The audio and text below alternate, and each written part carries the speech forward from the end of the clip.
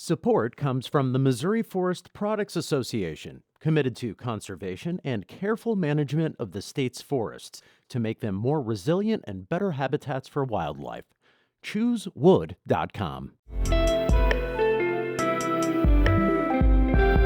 It's Monday, June 5th, 2023. This is The Gateway. I'm Jason Rosenbaum in for Wayne Pratt. Ahead, a growing legal movement to grant natural entities like rivers and forests legal rights is having a moment in the U.S. as environmentalists set their sights on the Mississippi River. Rights of nature would basically give personhood to the river, and it would allow us to have more power to keep it safe. Coming up later, Juan Pablo Ramirez Franco with the Ag and Water Desk reports on how the so-called rights of nature could soon challenge business as usual in the Midwest. First, the news. K-12 teachers in St. Louis are looking for ways to bring geospatial technology to the classroom.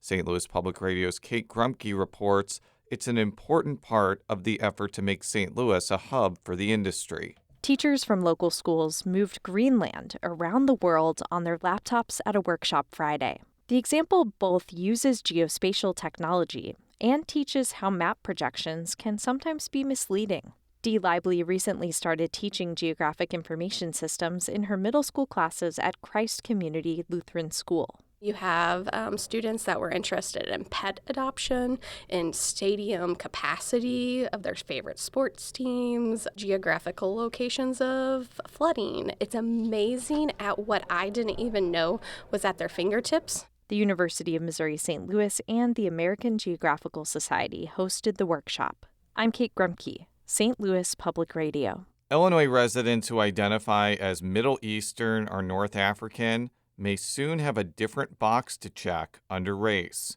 Mawa Iqbal has more. State lawmakers passed a bill that would add the category Middle Eastern or North African on government forms. This would apply to any state agency compiling racial and ethnic data for programs and funding. Basma Alfman is with the nonprofit Arab American Family Services in suburban Worth. She says many people will just mark their race as white or other. And sometimes we struggle with receiving funding because we are technically not counted as a minority in need. Her organization offers a range of services, from citizenship classes for immigrants to counseling for domestic violence victims. The bill, which passed unanimously, awaits the governor's signature. I'm Mawa Iqbal. Officials in Osage Beach have signed off on a plan for developers to build a $350 million waterfront amusement park near the Lake of the Ozarks. Aldermen last week approved redevelopment plans that offer tax benefits to developers to build the Oasis at Lakeport. Plans for the property near the Grand Glazed Bridge include a Ferris wheel, restaurants, boating slips, and a Marriott hotel and conference center.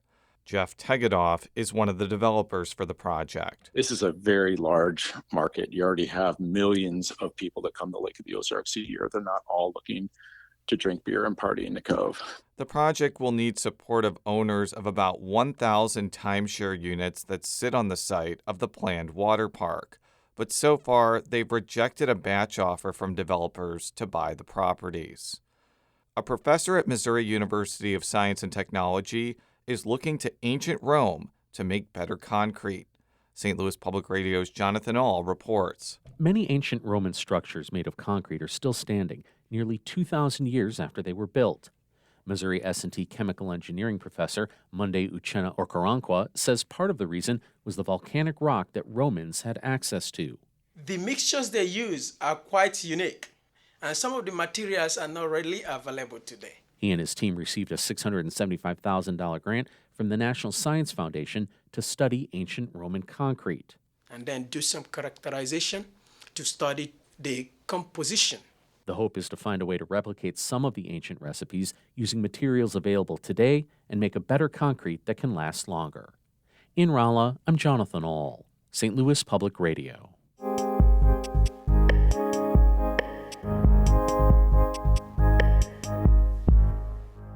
A growing legal movement across the globe to grant natural entities like forests and rivers the same legal rights as humans is catching on in the U.S. It includes indigenous-led campaigns to recognize the legal rights of natural entities like wild rice, salmon, and lakes. As Juan Pablo Ramirez Franco with the Ag and Water Desk reports, that's setting the stage for a nascent movement on the Mississippi River.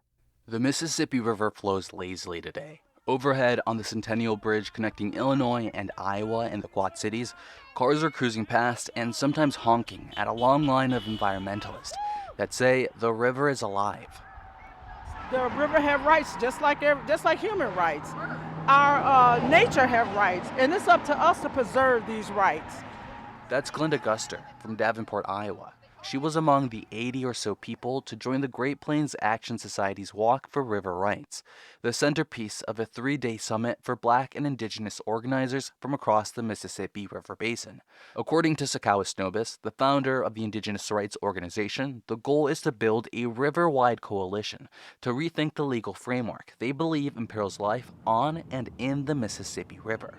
The earth is really suffering, and rights of nature would basically give personhood to the river, and it would allow us to have more power to keep it safe. The idea is that natural entities, like rivers, trees, or wildlife, have the same rights as humans, and thus have legal standing in a court of law. The implications could be far-reaching. Companies could be taken to court for damaging the river or its ecosystems.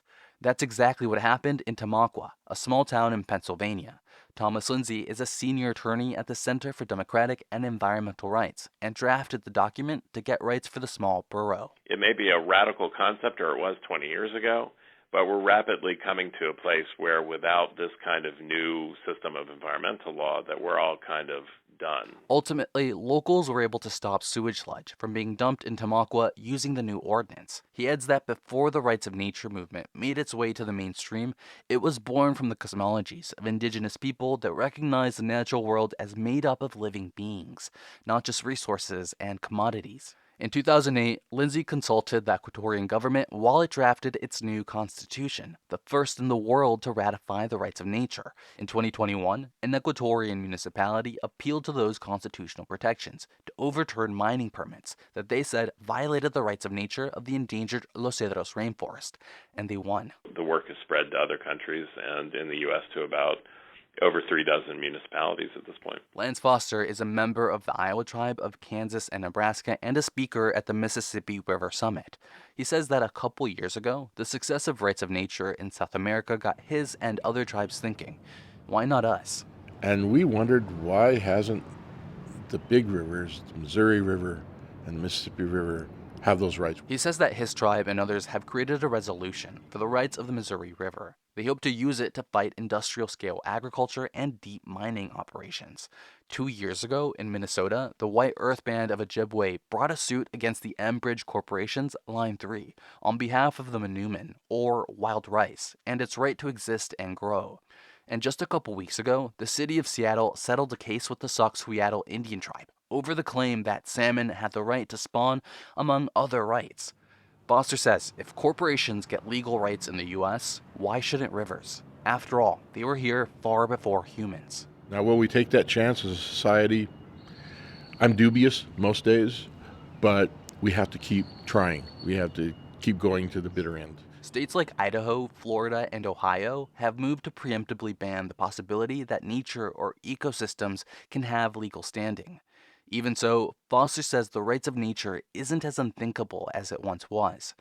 In the Quad Cities, I'm Juan Pablo Ramirez Franco.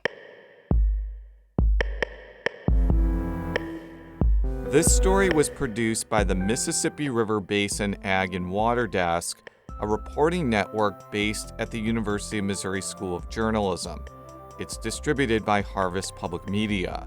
Ashley Lisenby is the news director of St. Louis Public Radio, a member-supported service of the University of Missouri St. Louis.